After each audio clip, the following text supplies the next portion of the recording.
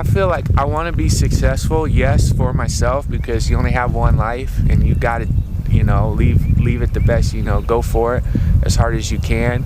But I want to be successful too, because, I want like the kids that are going to school now to maybe hear, I want to leave in, I want to do it for the whole town. Like, I want the whole area to be like, oh yeah, this guy, he came from here, he did something. Because at our school, we're not getting Oprah to come and give a speech to tell the kids they can make some of their life. The biggest thing that happened was there was 2 guys that once played for the Buffalo Bills. I think they sat the bench. Brian Swinehart!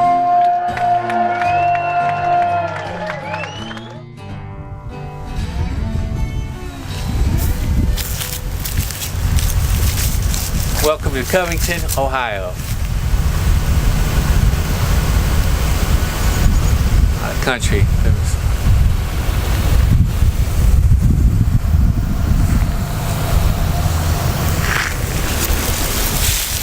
There was actually once a television show called We Are the People of Covington, Ohio.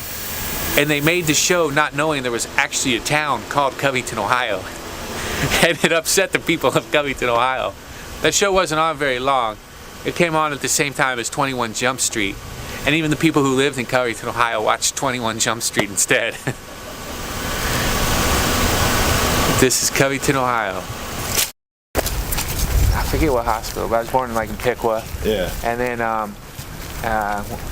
when I was 2, we moved to this house, and I've lived here ever since. I mean, minus moving to California, but this has been our house. And it was pretty nice, man. I mean, it's, there's never anybody around.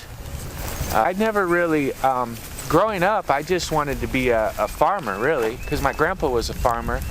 And I thought I'd be a part-time fireman too, because we once had a fire here at the house. We had a chimney fire, and I thought, man, those firemen were so awesome. I want to do that. And I always wanted to be like my grandpa, who was a farmer. And so, in the summertime, I would bale hay and bale straw and that kind of thing. And I was always involved in the county fair. And then when I went to community college at Edison, and they had an acting class there, and that was the only class I did any good at. I was failing like everything else.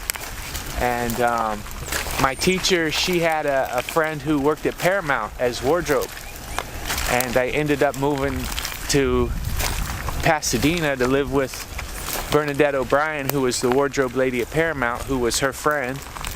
And so that's kind of how. I never really thought I would, as a kid, it wasn't something I thought was possible. I was working at Dayton Power and Light before I moved to LA. I was a meter reader. I would read gas and electric meters.